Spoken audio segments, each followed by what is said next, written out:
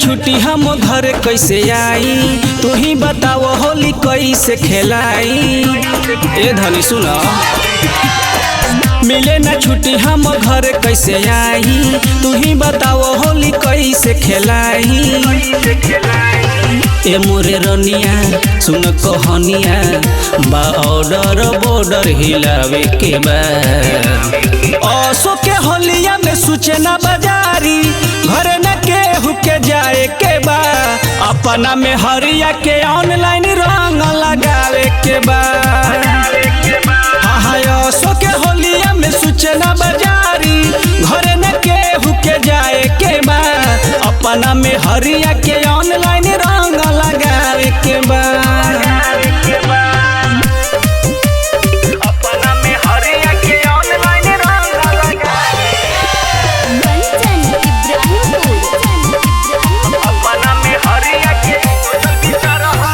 सोचल विचार हर साल के सोना, ए साल फेल नहीं जाई हो। घोरी गुलाल बाल्टी में रानी, चोली खूबे रंगाई हो। सोचल विचार हर साल के सोना, ए साल फेल नहीं जाई हो। घोरी गुलाल बाल्टी में रानी, चोली खूबे रंगाई हो। का करी रनिया रही के दूरिया, बाकी पातर कमरिया भी जावे के बा। असो के होलिया में सूचना बाजारी, घर न केहू के जाए के बा। अपना में हरिया के ऑनलाइन रंग लगावे के बा। असो के होलिया में सूचना बाजारी, घर न केहू के जाए के बा। अपना में हरिया के ऑनलाइन रंग लगावे के बा।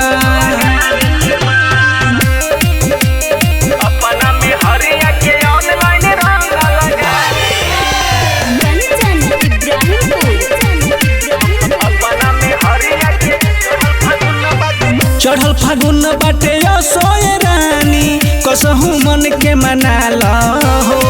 कहेले सुनील निराला, गले में रंग लगाला हो।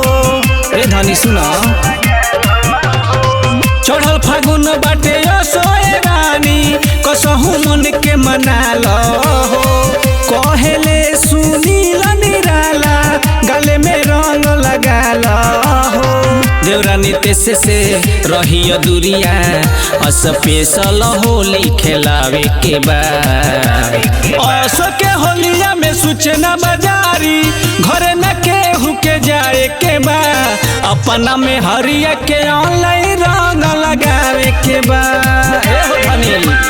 असो के होलिया में सूचना बाजारी, घर न केहू के जाए के बा। अपना में हरिया के ऑनलाइन रंग लगावे के बा।